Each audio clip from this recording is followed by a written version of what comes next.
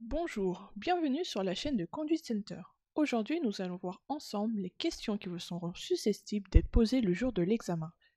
L'examinateur vous posera 3 questions. Une sur les vérifications intérieures ou extérieures, une sur la sécurité routière et enfin, une sur les premiers secours.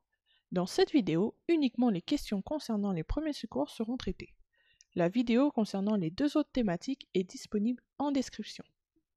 Nous allons tout d'abord aborder les questions concernant la signalisation et la protection d'une zone de panne ou d'accident. Vous êtes prêts? Allons-y. Question partie 1. Protéger. Comment et pourquoi protéger une zone de danger en cas d'accident routier?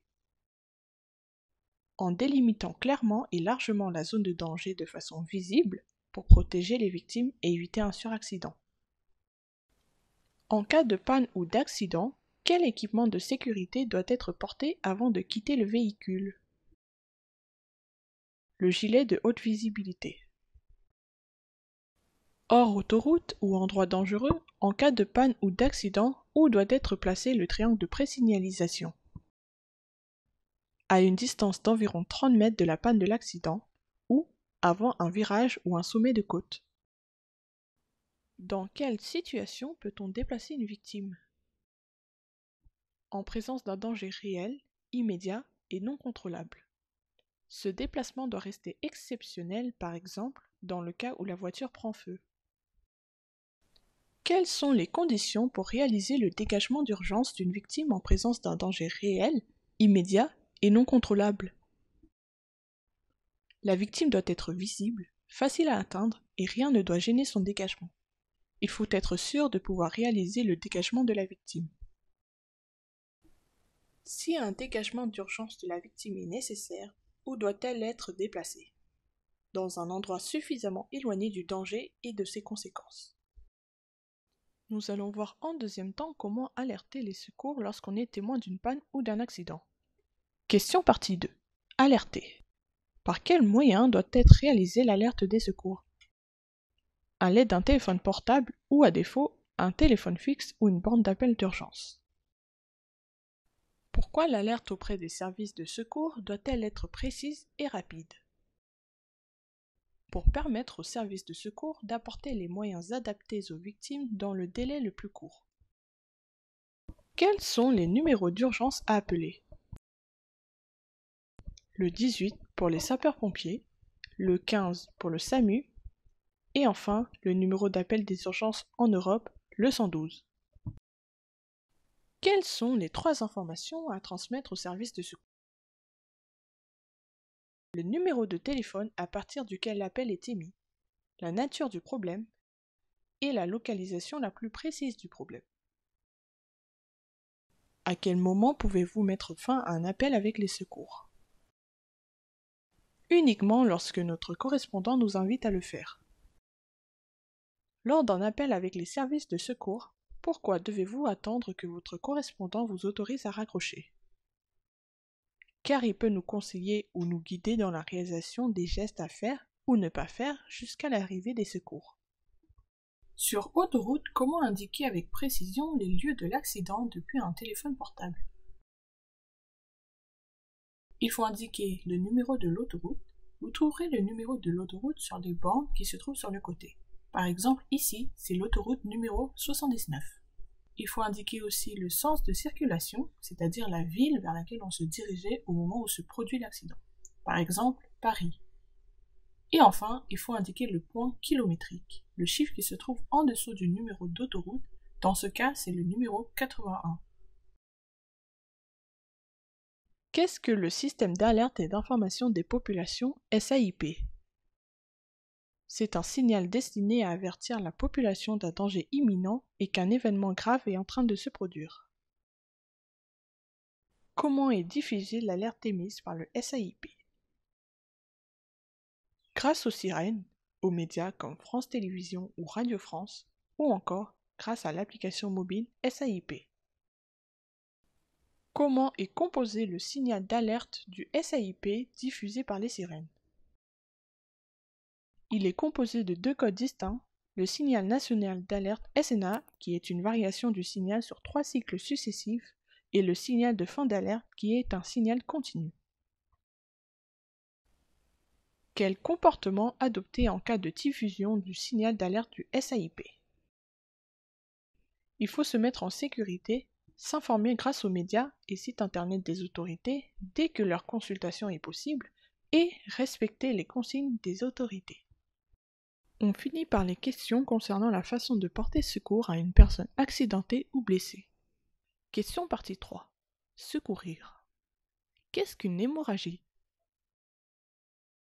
Une perte de sang prolongée qui ne s'arrête pas. Une hémorragie peut imbiber de sang un mouchoir en seulement quelques secondes. Quels sont les risques pour une personne victime d'une hémorragie? Une détresse circulatoire ou un arrêt cardiaque. Comment arrêter une hémorragie?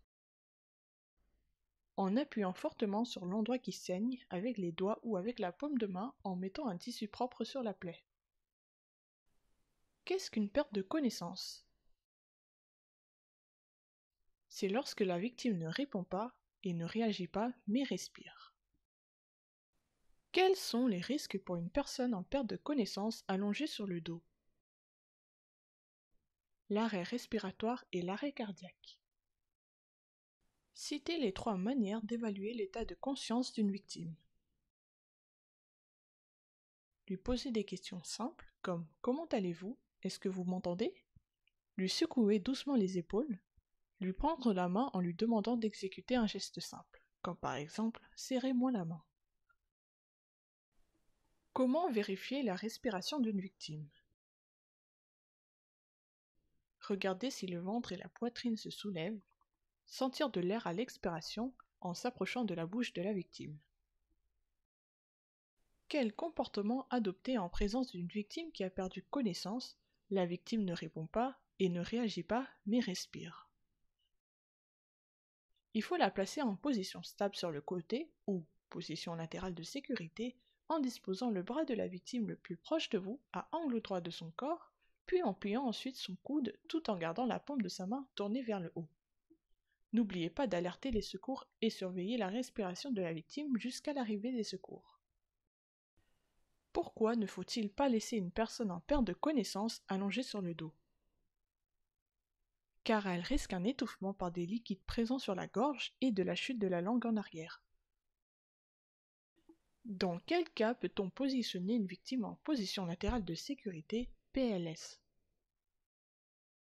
Si la victime ne réagit pas, ne répond pas et respire. Qu'est-ce qu'un arrêt cardiaque? C'est lorsque le cœur ne fonctionne plus ou fonctionne de façon anarchique. Quels sont les signes d'un arrêt cardiaque? La victime ne répond pas, ne réagit pas et ne respire pas ou présente une respiration anormale. Quel est le risque principal d'un arrêt cardiaque sans intervention des secours? La mort de la victime qui survient en quelques minutes.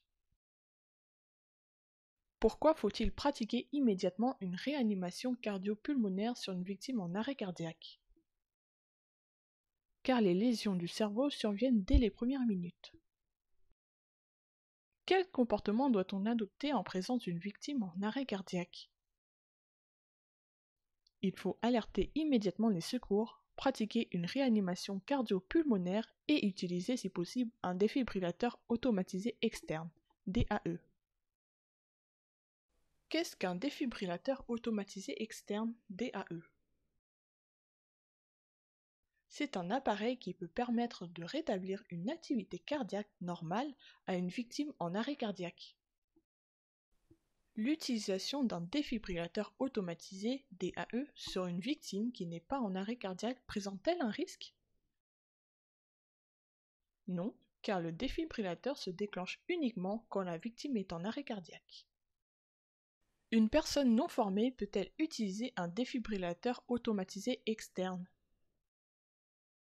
Oui, grâce aux instructions fournies par l'appareil à travers des schémas et des messages vocaux. À partir de quel âge peut-on suivre une formation au premier secours? À partir de 10 ans.